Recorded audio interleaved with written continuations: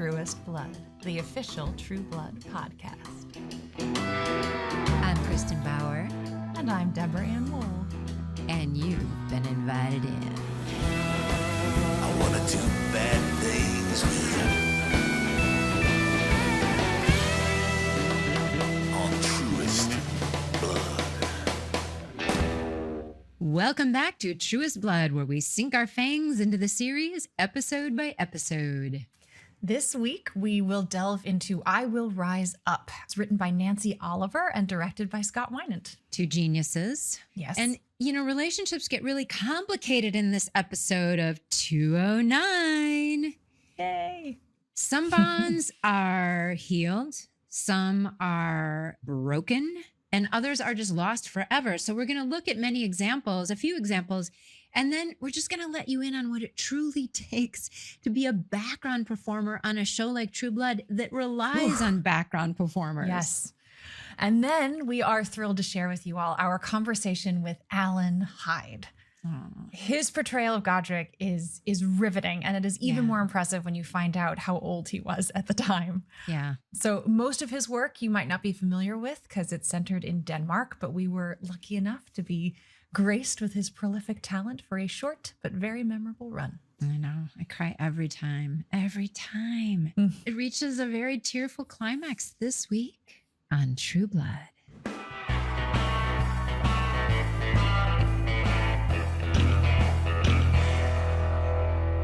And boom. Luke's vampire-killing vest explodes, decimating Godric's home. While Bill goes after the other soldiers of the Sun trying to escape, Eric selflessly shields Sookie from the blast. Riddled with silver, he asks her to suck it out so he can heal himself. Eric, I can't. It's too gross, and it's you. But feeling she has no alternative, she does as asked, until Eric reveals it was all a ruse to form the blood bond with her he so richly desires. Furious, she and Bill vow their undying hate for him, despite the erotic dreams of Eric that now haunt Sookie's V-laced mind. In Bon Tom, Tara and Eggs are all beat up and don't know why. Marianne thinks it's a small price to pay for bliss and shrugs it off. But luckily, Lafayette does not. He and Letty Mae show up at Sookie's house and manage to drag an enchanted Tara, kicking and screaming, away from the ominous hold of Marianne. I don't know what you is, but I'm feeling you. And you's a soulless bitch. Meanwhile, Hoyt has a hard talk with his mama and sets an ultimatum. Maxine better get on board with Jessica or lose him forever. They try dinner at Merlotte's, but things go south fast, and Hoyt and Jess storm out, leaving Maxine easy prey to Marianne's bewitching power. Speaking of Marianne, with all her party animals locked up in jail, along with her prize, Sam Merlotte, she makes a visit to the sheriff's office. She releases the others only to discover that Sam has shifted his way out of his cell. Furious, she sets her minions on the trail. The god who comes demands his sacrifice. Where is Sam Merlotte? But Sam is holed up with Andy, safe for now. Back in Dallas, Nan Flanagan, American Vampire League spokesperson of the year, is laying down the hurt on Godric and the others. She will have to clean up their mess, and someone will have to pay. To Eric's dismay, Godric volunteers. In despair over the violence and hate that vampires and humans feel for each other, Godric chooses to meet the sun and pay for his wrongdoing. Distraught, Eric pleads with him, to no avail. Vater, broder, son.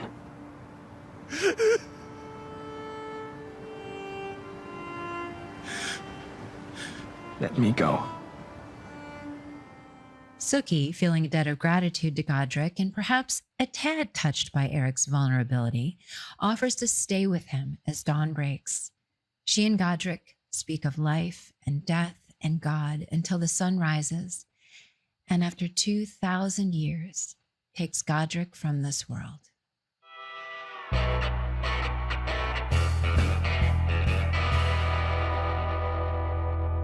So this is an interesting episode. It's not really a joke a minute, you know, it's a little bit more somber. We're spending some more time, I feel like, with people and learning more about these characters. You know, we said in the intro, relationships here seem to be shifting. So my highlights for this episode really had to do with family relationships. And the first one I want to talk about, I think, is Sookie and Jason, because I love this scene between the two of them. I love this scene. They're both so good. It's a side of them that we don't always get to see because, you know, especially for Sookie, it's really hard to be the lead of a show, especially like this one, because you're constantly moving plot forward and you don't get as many opportunities to just have a two-person relationship kind of chat. Right. So I mean, Anna's so lovely in it and real and connected, and as is Ryan. And you know, we needed this. They, you know, ever since Grant's funeral, they've been a bit disconnected. And so to have them come together in this scene, it reminds us why we care about all the plotty stuff. Yeah. And it gives me a minute to not take Anna Paquin's performances for granted, because she's such a powerhouse and such an actor athlete, where she goes from crying to being brave to being vulnerable kind of every 5 minutes. Yeah. And we're just used to her being there and so diligent and so flexible and powerful. So this scene, it's just like, it is like a pause for a minute where it's like, wow, just look at these two people, these two talented, incredible people. It's really well done. And I think also for Jason as a character, you know, it's nice to see him sitting with a woman who, you know, can't be a love interest, you know, that brings out another side of him, which is fascinating. Because, you know, we in a way, we think of Jason's issues as being issues with women, but really they're father figure issues, right? I mean, it's Eddie and Steve. That's his kryptonite. Yeah. So anyways, you know, he's searching for that bond, and they have this lovely interaction that I'd like to highlight now. Our whole family's gone, Suck. Everybody who counts. We're all alone. We're all that's left. So you know what we gotta do? We gotta grow up. We gotta stick together. And we gotta be good to each other, or we're letting them down. We gotta the grow wisdom up. The wisdom of So Sookie beautiful. Stackhouse. Yeah. And Deb, you made a really good point in the outline that you wrote, and you talk about, you know, hooray to the writers, because the rule is it either has to move the plot forward or be damn entertaining, and this isn't either. Yeah, I mean, it's certainly not entertaining in the sort of cliche sense. It's entertaining because of how well it's written and performed, but it's not a big flashy scene. Right. So the other family dynamic that I think is interesting and is shifting as well is Hoyt and his mother. You know, we're going to get into some really interesting stuff with Jim and Dale. Now, Dale, I'm so excited because we'll get into her incredible talent coming up in the next couple of episodes. But the two of them are, like Ryan and Anna, powerhouse performers, and they really sell this relationship. And it's interesting because I look at Hoyt and Jessica, you know, they're these really wounded kids who are just looking for support and acceptance and can't really get it from anyone other than each other. Right. But it's a really powerful moment to see Hoyt start to stand up to her. You're my one son. Oh, I'm not yours, Mama. I'm mine. You're my baby boy. I'm not a baby. I'm a grown-ass man. That scene is so great. It's so good. It's funny and it's heartbreaking. Yeah. And it's uncomfortable. Yeah. The way that he says, "You're full of hate and I see you now." Yeah. Is so healing. And it really, that is him growing up. Yeah. What's really wonderful in the way that it's written is that then we try to do this dinner. So Hoyt's made this stand. He's trying to grow up and show that he is. And we try to take this step forward. And Maxine and Jessica aren't capable of it because of their own wounds, right? So Maxine's got her own wounds and Hoyt's all she's got. So she lashes out. And I think Jess just sees her dad sitting across from her. That's who she sees. And she sees her father in the way that he treated her, but now treating someone that she maybe loves more than herself. And so, what do, right? Hoyt now needs to be saved and she's a predator. Right. So it's a very dangerous situation. Yeah. And that, to your point on belonging, where she says, I was made a vampire against my will. I don't have people. I don't have family except your son. Yeah. Right. That's now her chosen family. And Bill is not super chosen. I think that is why that relationship is so interesting to me. That grows. But yeah, the closest person that she's found that is her choice so far in this new life is him. So she's, he is her only tether, really. Yeah. I mean, really, really, this episode is interesting. It's deep. Yeah, it really is. And that's Nancy Oliver for you, I think. That's she can be Nancy. very, very funny, but I think she also has a real talent for kind of digging her finger deeper into our psyches. Speaking of both being accomplished in one line, like in that scene with Sookie and Jason, where he says something about how he's not too bright or whatever. And she goes, well, you could be if you use that brain, just didn't have it take up space between your skull, right? Yeah. And it doesn't take them out of the touching moment. And she's like, you're not dumb, you're just lazy. And he almost he's encouraged. He's like, really? You think? Oh, well, I'll try. I could try. That's just the nicest brilliant thing anyone said to him in a while. Yeah. Yeah. And then you, I think, pulled up another really interesting shifting dynamic within this episode. Yeah, these power plays. We've got a lot. There's a lot of vampire interesting stuff that happened here because we have the blood bond that Eric manipulates and forces on Sookie. And I don't know that we knew or really isolated it because it's previously we've seen it with Bill and Sookie where it's part of this whole whirlwind romance.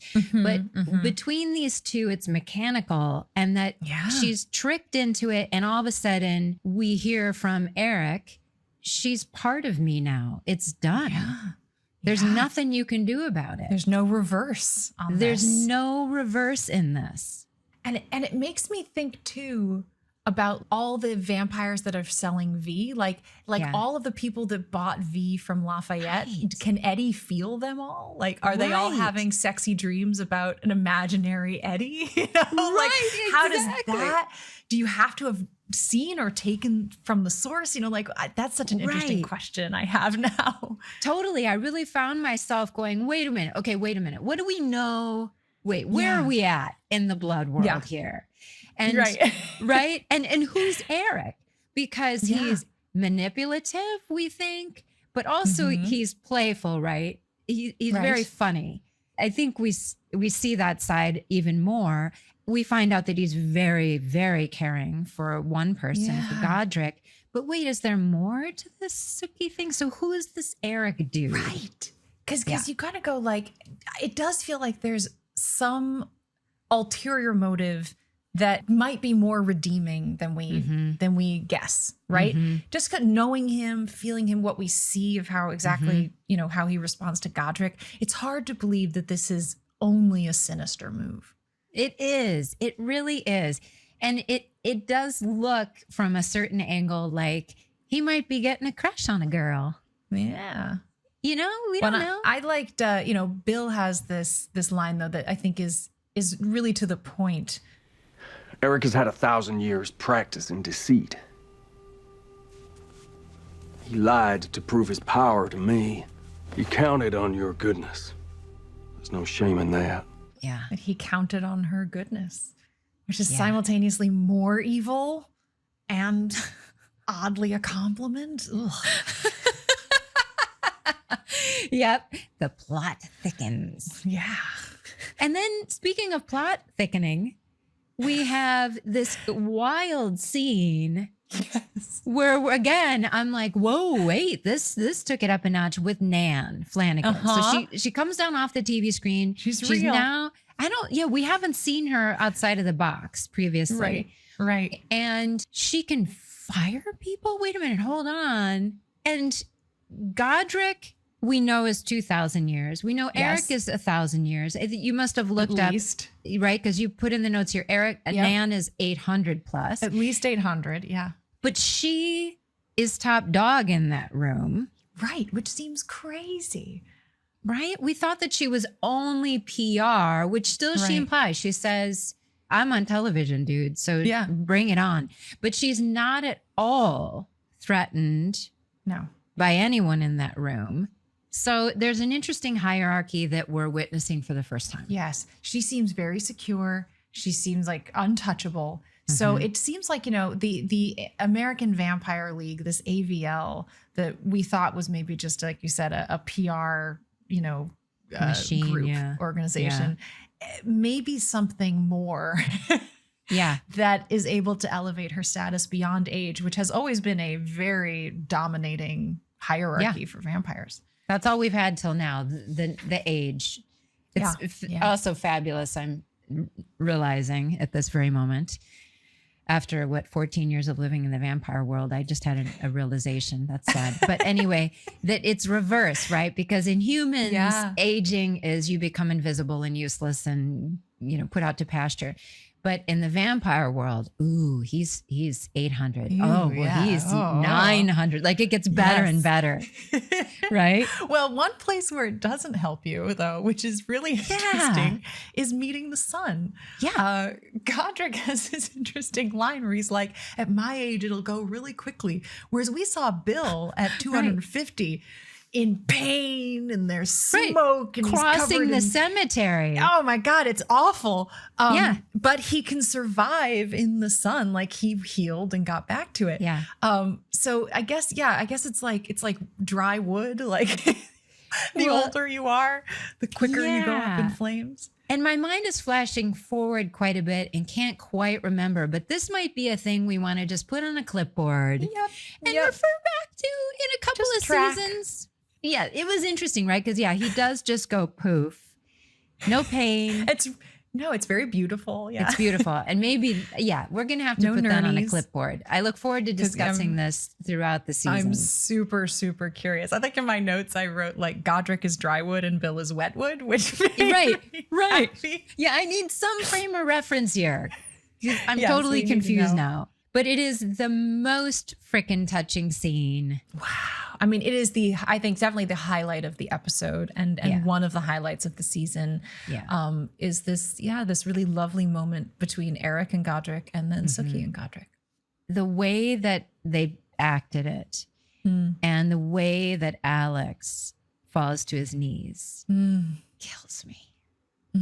It kills me every time because Godric is half Alex's size, right? Yeah. And so it's really interesting in the casting and how beautifully Allan played power we've talked about and wisdom.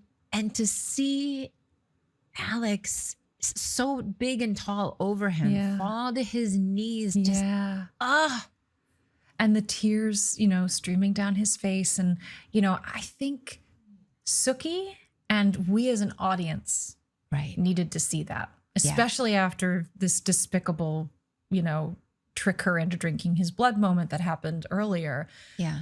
We kind of needed to see that he is more than that. We did. And it is interesting that they wrote her in witnessing that scene and the dialogue is stunning. She's the only human. It's one of those things, again, we think of vampires as being so much more powerful than humans, but in this case, she wins. She's the only one that can stay. Do you believe in God? Yes. If you're right, how will he punish me? God doesn't punish.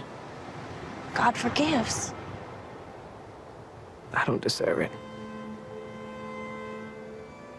But I hope for it. We all do. And then again, Nancy Oliver slays me. I know. When that other clip that you pulled that will play for you, that is just the beauty and wisdom of that line and Anna being there and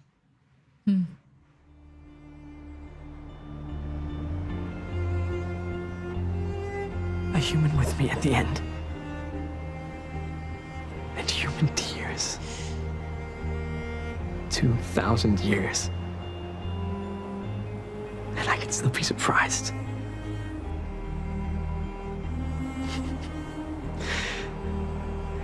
In this I see God. Wow. I'm getting a little choked up listening. I know I get choked up when I hear it even now. Yeah. And the music, you know, again, we don't notice this perfection of the soundtrack always. Yeah. And it's, you know, it's exactly to his point. You know, he's feeling guilty. He's feeling the years of harm that he's done. 2,000 years. Most of us only have to regret 80 or 90 if we're lucky. But he's got 2,000 years of drastic harm to atone for. And he's been trying in these last, who knows how many decades or centuries. But he's worried, just like a human would be, about what happens to him after this. Yeah. What happens in the next big mystery. Yeah. And then it's this perfect, we're not so different, humans and vampires at the end together, feeling for one another. And it's, you know, we're different, but we're the same. Right. It's a really beautiful sentiment. Really beautiful.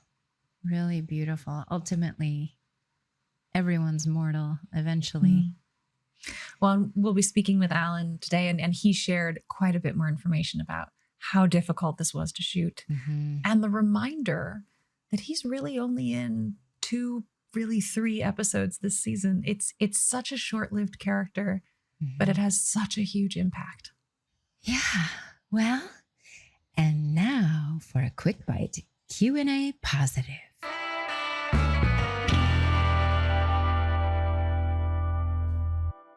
This week, we're answering a Fang Club question, and this one is brought to us by Madeline, or at Mads Mills. So they ask, if Pam and Jessica are still alive, which I don't doubt they are, where do you think they would be now? Do you think they would have been affected by the pandemic? Much love, XXXX. So what do you have a thought on that, Deb?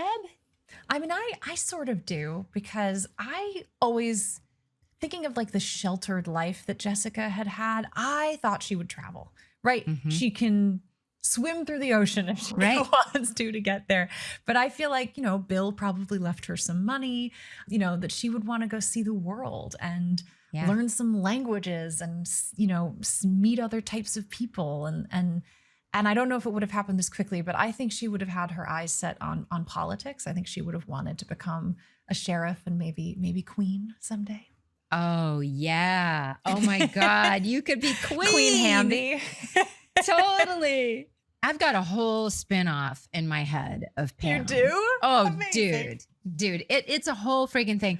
The fabulous thing about playing Pam is that it's really free from all the stuff that burdens me, which is worry about the state of the world and speaking up for the voiceless and blah, blah, blah, blah, blah. And, you know, throughout the pandemic, I felt very vulnerable and isolated, and none of that would be in Pam's world.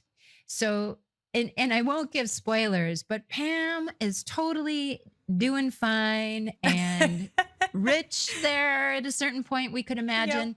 So I've got her like part of this like crazy Bilderberger society where she's manipulating world politics and billionaires just for fun. I have a feeling that like Jessica and Pam get together for like a virgin sangria, wink, wink, wink, every couple of months, and just you know chat about, because if you're working on manipulating human politics, Jessica's working on manipulating vampire politics. We can have kind of a power couple going there. Totally, and she's still Auntie Pam. She's still mentoring you. She still has hopes for you. And super, super sarcastic and, hiding her affection. But I think there's a genuine friendship budding there. Definitely. But the pandemic, the pandemic is an interesting question. And I had some thoughts. I thought, social distancing would make it really hard to get a meal, for one. So that's a problem. But if you were immune, it actually means vampires could maybe do some good. You could keep the economy running, keep some businesses open. Right. You could run errands for vulnerable humans, I thought was sort of interesting idea. So yeah, there could be kind of a strong vampire support system. Thank you, Madeline. That was a fascinating question.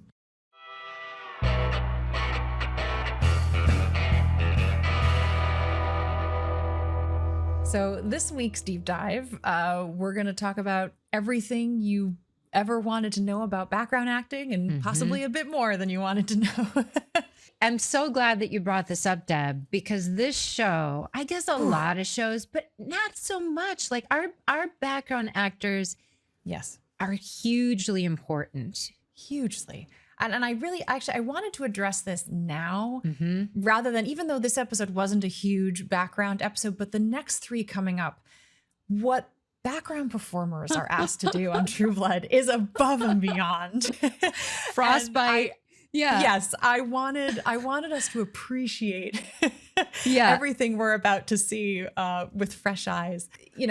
Usually the job of a background performer is to blend in, right? When two people are talking on a street, it wouldn't look right if the world wasn't alive around them. Right. But on True Blood, that wasn't always the case. You weren't always meant to blend in on True Blood. Yeah. In fact, I'm just thinking of my years in Fantasia, right? Yes. I mean, what would Fantasia be without all those amazing extras? Amazing people. Right? Because you're expected to come dressed for the part.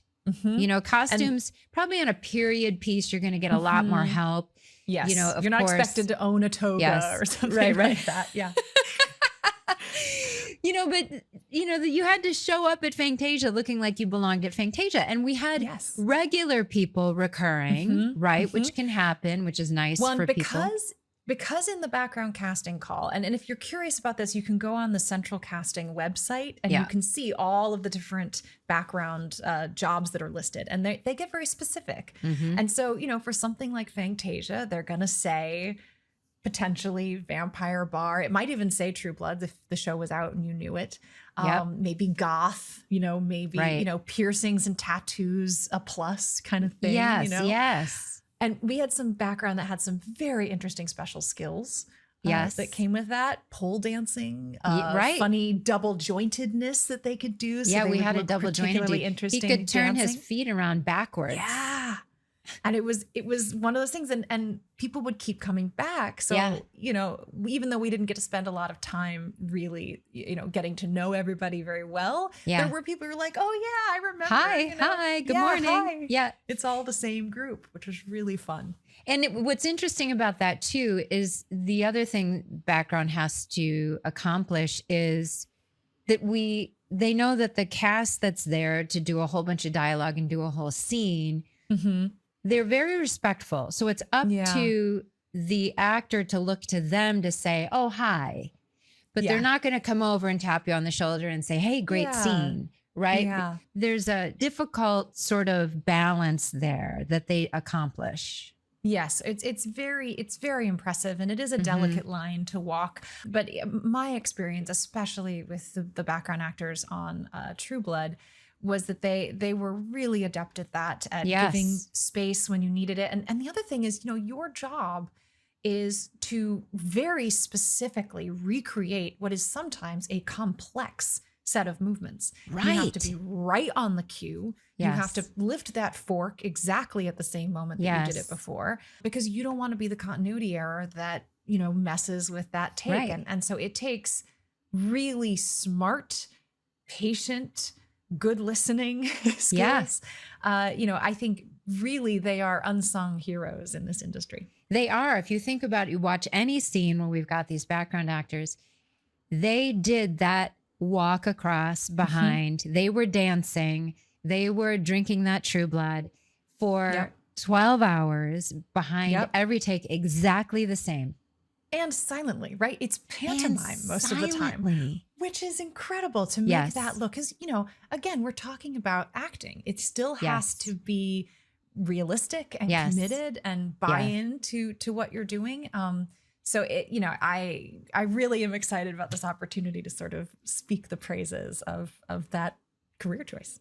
Yeah, and you and I both got our SAG cards by We doing did. extra work, because they give Yes. out a few SAG vouchers So to yes, limited number of extras on each day.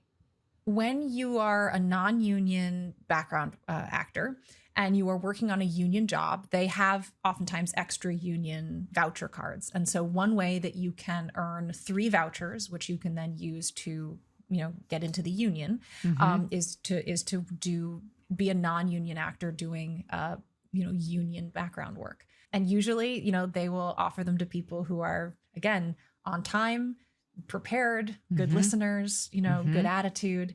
Now, it's not, as we said, it's not a building platform for your career. This is not where you're going to, be discovered or make a Right. connection, for your future career. But Yeah. it can get you those vouchers. And more importantly, it can get you set experience. Yes. So having gotten my SAG card through background work, and I did have a special deal, so I only had to do a few days of it.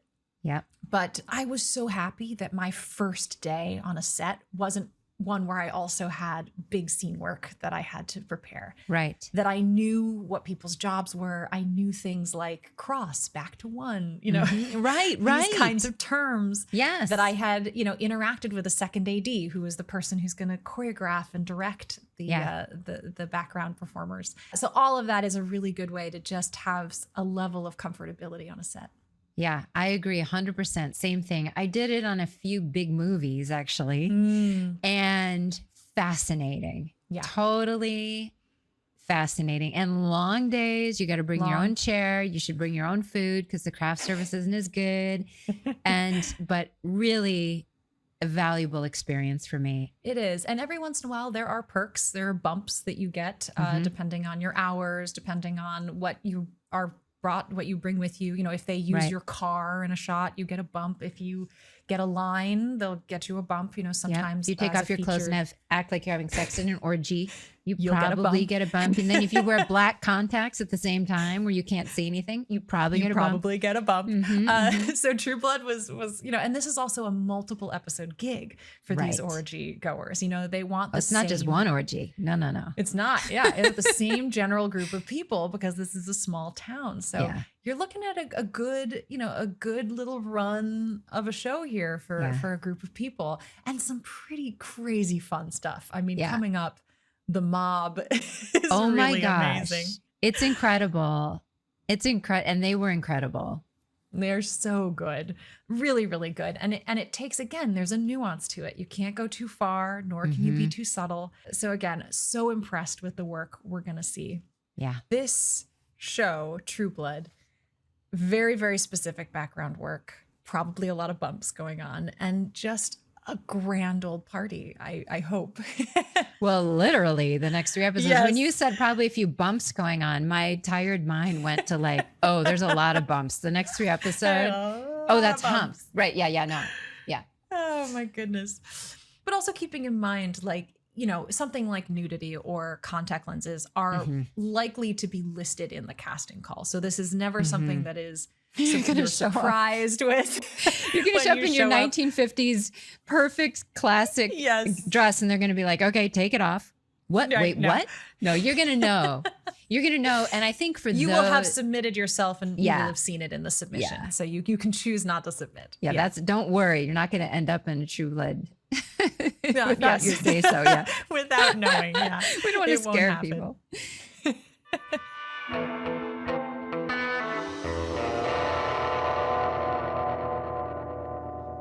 And now you are going to get to hear our interview with Allan Hyde, who plays Godric. What a mesmerizing performance. A high school student who flew to the United States to take on the role. Such a detailed and deeply empathic old soul performance.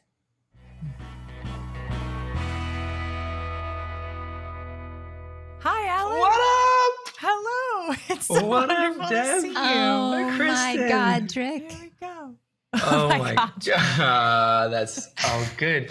Good So to good see to And you. thank you so you. much for coming to talk to us. Of course. I've been looking Yeah. forward to this. Oh, good. Us too. It's been such I a pleasure know. watching your work in season 2 and beyond. I think Kristin and I have both skipped around a little bit to see the other scenes from the That's cool. Exactly. It's so wild. It's so wild. Like, I have a friend who is so wonderful, and she works for the Humane Society, saving everything. And she always says to me, "Oh my Godric," like when anything exciting happens, like, "Oh my Godric, we saved 1,000 seals." That's great. So that lives in my world. Plus, you're my grandfather. Yes, I realized that. I'd completely forgotten everything about that. When you emailed me first, said, "Hey, Granddad," I was like, what is going on? And then I had to kind of do the math, and they're like, "Yeah, okay, that makes sense." But it's been a lot. It's been many years, and so it's kind of, I had to kind of bring it all back. Totally. And Alex and I still communicate. You know, I call him Daddy, he calls me his daughter. Makes sense. Makes completely sense. I don't quite do that with Steve, I have to say. But it's wonderful to see you. And we're so excited to talk about the character of Godric, your work, what your experience was making the show. Usually we like to jump in and ask about your casting, your audition, and see if you have sort of a story about how that went down. Well, I do. And this is Everyone probably does. This is amazing. but No, this I love is it. probably the story that I've told most times, because it was, in my life, it was a very, very big thing. It was what completely turned my life around. I'm from Denmark. I lived in Copenhagen. I was 19 years old. I was in high school. I was 2 months away of graduating. And then I got this random call from a Danish agent. I didn't have an agent at the time because Denmark, the business is so small. You didn't really need agents back then. But he'd seen a film I'd done. And apparently he had gotten word that they were looking for this guy on True Blood, and he was like, "Would you want to self-tape?" And self-tape was not a thing back then. No. And I'd never done it before. I'd never auditioned for anything outside of Denmark. And then Oh my gosh. I was like, "Sure, we can try that." And I showed up in his office, and we did this take, and we sent it off. And he said, "We do these every once in a while with our clients, and it's mostly, it was great meeting you, but it probably won't hear anything back." That's at least how I remember it. And then I go back to school, and 2 days later I was really good. I finished like a physics test before, and I got to leave the room, and I checked my phone, and they were like, call us immediately. And I called them back, and they were like, "Apparently Alan Ball watched your audition, and they want you for the part straight off from the self-tape. And you have, we need to get a visa in order." And I was like, "What does this mean?" "Well, you need to leave in a minute, in like a couple of weeks." Because I don't know why they hadn't cast the part. Maybe I've never been told why someone lost it. They couldn't find the guy, but at least it felt down to the wire. Yeah. And I had to decide, I had to drop out of high school. And I flew to LA, and my first thing was, I think I might have gone to the lot. I did go to the lot and met Alan and probably a fitting or something. But then the first day of work was the Viking flashback. And then I didn't know what I was doing. I didn't know what I remember I was on the plane. I'd done these mock-up sides that weren't really from the show. So I didn't really know what part I'd gotten. So I was on the plane. I dropped out of school, and then I was reading the scripts, and I was like, this is good. And then I was like, oh, this is really good. But fast forward I ended up staying for 4 years. So I went straight from living with my parents, going to high school, to living by myself in LA. And in a foreign country. Yeah. Yeah, it was wild. And I think, looking back at it, had I known what part I got, what the show was, how big it was, I would have probably not been able to do it. Like, I would have been scared shitless. Wow. I mean, now, if every time, like, just auditioning for something great or whatever, I get nervous these days because now I know what it means and how high the stakes are, but I didn't really know back then. Oh, the innocence of youth. Yes. It's amazing that you uprooted your life so much for something you knew so little about. That takes a big leap of faith. And in that first scene that you have where you turn Alex/Eric, is he speaking Swedish and you're speaking Danish? Swedish. No, we're both speaking Swedish. Yeah. So how did you manage that? Because I mean, it's much closer, I assume, for you than for me. But when I had to speak Swedish, it was just, so nerve-wracking. We did this exact same thing that I imagine you did. Alex would record the lines and I would just mimic them. Yes. And how close are the languages? Very close. But the music, the melody of it's different. My parents' generation, they can speak Swedish because they grew up watching Swedish TV. I didn't. So in my generation and generations after didn't. So we're not great at faking our Swedish. So Alexander helped with that stuff, and it worked. But still, I do get people in Scandinavia who has seen it. I think Danes wouldn't hear it, but Swedes, they can definitely hear that I'm not from Sweden. As an American listener, you sound perfect, and it is a chilling scene. I mean, the two of you are connected. So beautiful. Yeah. It's hard to believe that's the day you met. We met before because Alexander was really nice when that's right. You said he helped you. Yeah, he helped me, and when I flew over, he was really nice, and obviously he knew that I was completely just 19 years old, and just very, very confused and excited. We hung out a little bit, and so I knew him. But I think just the adrenaline of being on set for me personally was just, how that's just creates sparks on camera. You can't really fake that stuff. You can try to get to that point, but that was just so. I didn't really need to act that much because I obviously needed to be in the scene, but I think everything all was just working for it. So again, I don't think, had I really been on top of the situation, I think I would have not done a particularly great job in the scene had I really, really known what I was doing.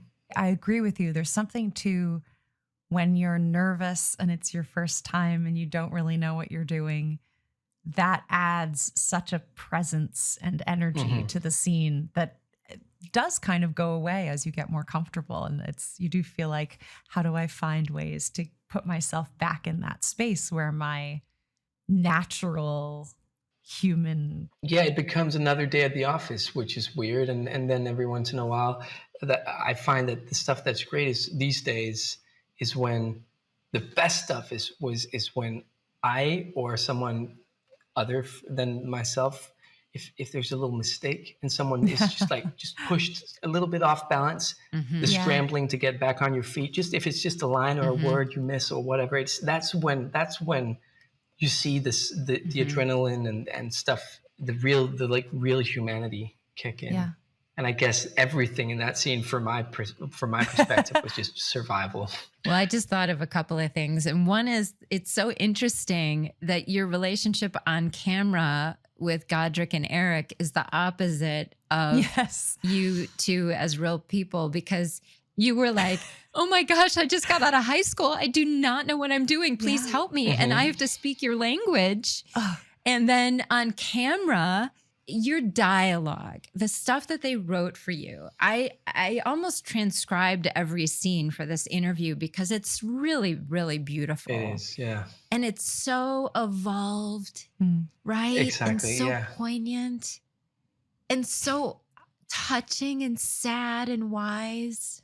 I just rewatched some of the scenes because I was like, wow, this is deep. This is very enlightened. And I'm not sure that I was aware how deep it was when we did it. But now I see just how it worked out at the end, and also how it relates to the rest of the story. And because you just do one scene, you're right there, but you're actually tapping into something that's much larger than just that one scene. This whole season and just the whole backstory of thousands of years of whatever they've been doing. I was very fortunate to be working with not just on the show, but with that character and those words specifically. Yeah. Right. The writing is really beautiful. And And now that's what you're doing is writing. So really for the actor, we can't really, I think we can't hold the whole big picture in our head, and we wouldn't as people in that situation. So I go, okay, I'm actually purposefully going to not know the whole scope of the thing because I wouldn't. Pam wouldn't. No. I try to find wherever I can find some reality, but it is so much of your dialogue. I mean, I literally have it transcribed here, but I love, what does he say when Newland says, "Kill me, Jesus will protect me"? He says, "I'm actually older than your Jesus. I wish I could have known him, but I missed it." Yeah. It is. That's a funny love line. that, yeah. But I missed it. How was it shooting those huge scenes as well? Because as a new actor, they had a pretty good budget on this show. And those were really big scenes there at the Fellowship. Oh my God. I've done, since then, I've done a couple of big budget Danish and one Norwegian really big budget film, but it still doesn't compare to True Blood and the set pieces we had there.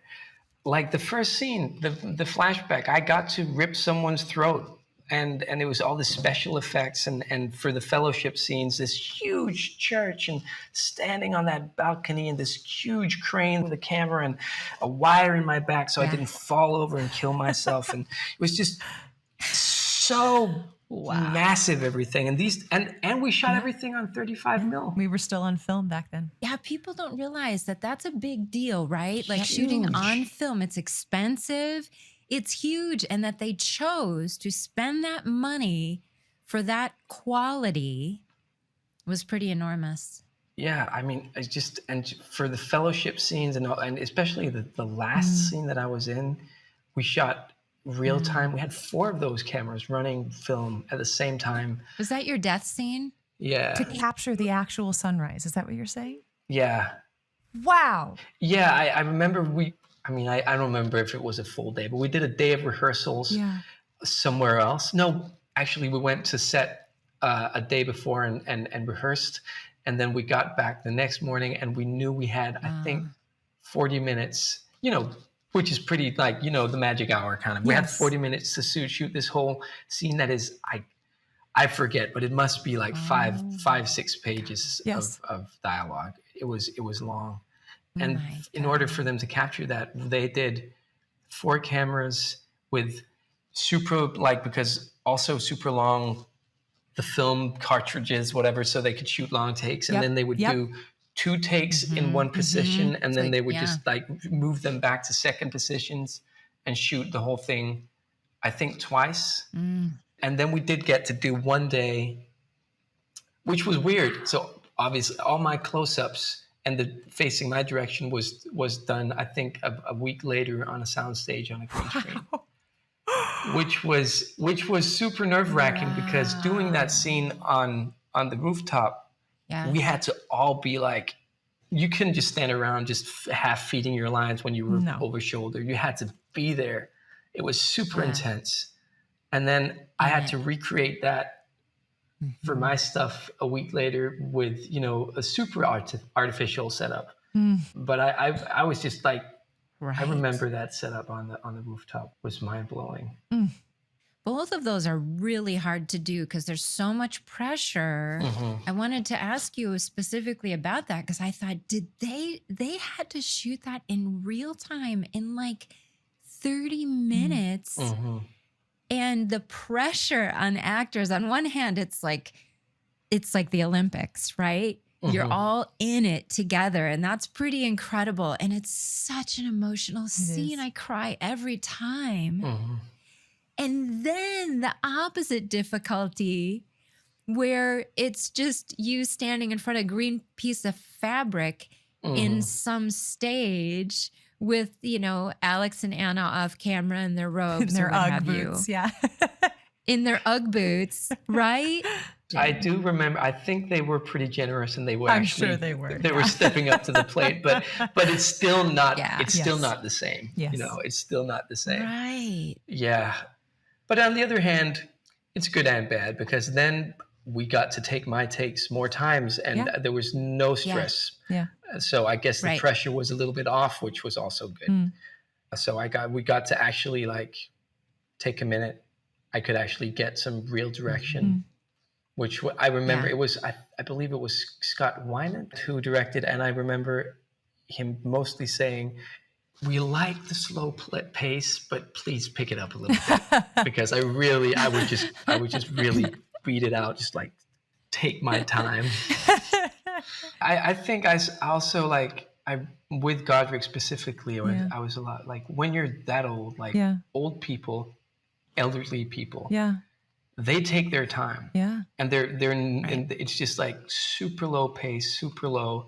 And I was like, if you've been around for thousands and thousands of years, you take your time and you're not stressed about anything. And so it was deliberate that I would really, really like drag it out. But I guess in some takes it was a little bit too much. Well, but talk to us more about some of those kinds of choices and in taking on the role of Godric and playing someone so old, and also having to do this evolution from being 1,000 years old to 2,000 years old. And, what are your thoughts and how you prepared for that? Well, as far as I remember, I spent a lot of time trying to internalize what it would be in my life, because these emotions were so huge that I couldn't relate to having tortured and killed and raped and stuff for thousands and thousands of years and feeling the regret that Godric did at the end. But I know what regret feels like, and I know what having done stuff that I'm not proud of feels like. And I would try to tap into some of those feelings in my own life and actually like write them out like a little diary to myself and kind of use them as something to build on. And then again, as I said, with just the pacing and the beating out, and he always took his time, and he was very underplayed. In many ways, was very like stone-faced, but that was very, very deliberate. That was like just be there and let the scene play its way. So some of those choices were basically just to do with wisdom, experience, and status. I guess also the status in the room. If you take your time, power of silence, keeping people waiting, and they're like, it gets people a little bit uncomfortable and stuff. It just takes the beat out. But I think the short answer was power. Exactly. But I just trying to take the different scenes and the overall feeling and trying to relate it to my own life. I think, Kristin has shared a lot of her stories about working with Alex, and I think that was a very unique relationship. Yeah. And I'm curious if you have stories, memories of working with him, and that's sort of the intimacy required of that relationship. I really enjoyed working with him, but I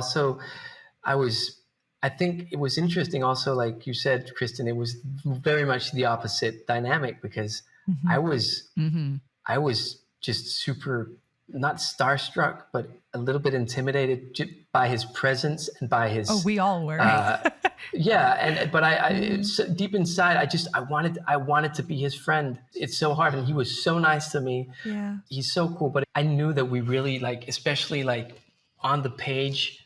Like your relationship, Kristin, with him, like father, son, father, daughter. Right. Like it was also like I felt like we really needed to have this extraordinary relationship, and I couldn't really tell if we had it or not. But I really enjoyed working with him, and he helped me out a lot, and he made me feel at home when I first arrived in LA, and he took me to hang out with his friends and made me feel like I wasn't a complete stranger in a very strange city.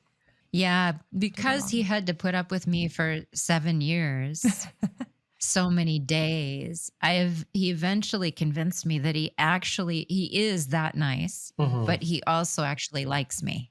Oh, that's good. He might just be the greatest actor in the world to keep that up for 7 years. Your relationship with the Godric Eric relationship was so profound.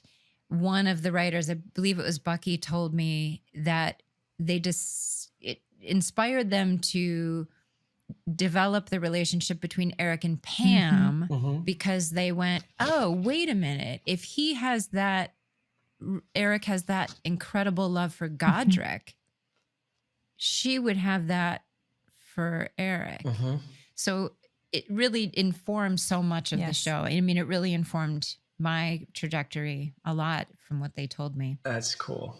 That's always how it is. You never really know what it is before you see it on its feet. And and Godric wasn't supposed to be in the next couple of seasons, but he became like a fan favorite or a character that people would be asking for, and so they decided to bring me back for a brief moment here and there.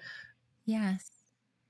So when you think of your experience, the whole experience, from like the audition all the way through your 4 years, what have you, anything related to True Blood, are there 3 words that come to mind about it? God. Descriptive words. Oh my! I know you have to think of them in English as well. Apologize. You can say them in Danish, possibly. Have you listened to how many words I use to describe a super simple question?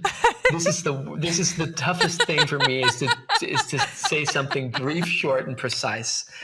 Brief, short, precise might be the Me 3 too. words I have There to you go go. with. It was brief, short, and precise. Actually, It was. That's funny. I want to. It's such a cliche. It's That's fine. again. If I start Cliches are editing real. myself, Come I want on. to say life-changing experience. Yeah. Because my experience on the show was much more than just being on the show. It was my transition from being a big child into being a grown up, on like living by myself, having to stand on my own feet, and that happened during shooting True Blood.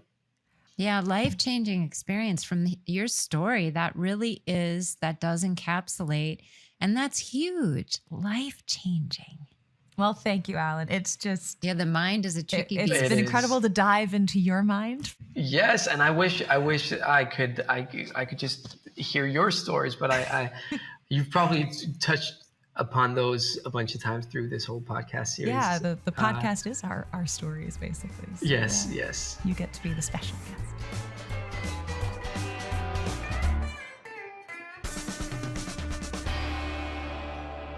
Oh, Kristin, I can't even. He's so adorable. And I mean, I know he's a grown man and I can't call a grown man adorable, but No, you you can. There's just an energy about him that is so endearing and welcoming. Authentic. Yes, very authentic. Right? And I'm so pleased for him and the success that he's having in Denmark. And I did not know him very well, back in the day. So this was a sort of a first really get to know you conversation. And I think what's really telling is the impact of his character. Yeah. From really such a small stint. Yes. On the show. I agree. Huge. Or a short impact. stint, I should say. Yeah. I have such strong, I was fighting back tears almost the whole interview because I have such a strong feeling. Now I can cry because it would have been really embarrassing. There was no moment where it would have made sense, right? But I have such a strong feeling about him and I don't even totally understand it. I'm like, is he conduit to Eric, Alex? His character is so beautiful. His death scene, I don't know what's happening to me. The Denmark. Well, he and Alex have that same thing. I've always described this when people ask me what Alex is like. And I think he has it too, which is when they look at you, you feel like they are seeing past your face into your soul or something like that. It's like they're mystical. Really there looking at you. They're taking you in. Yeah, they're not thinking about something else or their grocery list or some other person or themselves. They're really looking at you. And he, even across the internet lines of existence, the ethernet, I still feel that looking at him in a little box on my screen. I know. I have so much stronger feelings for him than is natural. That is appropriate. That is appropriate. I'm glad I sort of hid them through the whole thing. Oh my God. Well, just a huge thanks for him for taking the time and sharing with us. And what a lovely person. I hope you all enjoyed it.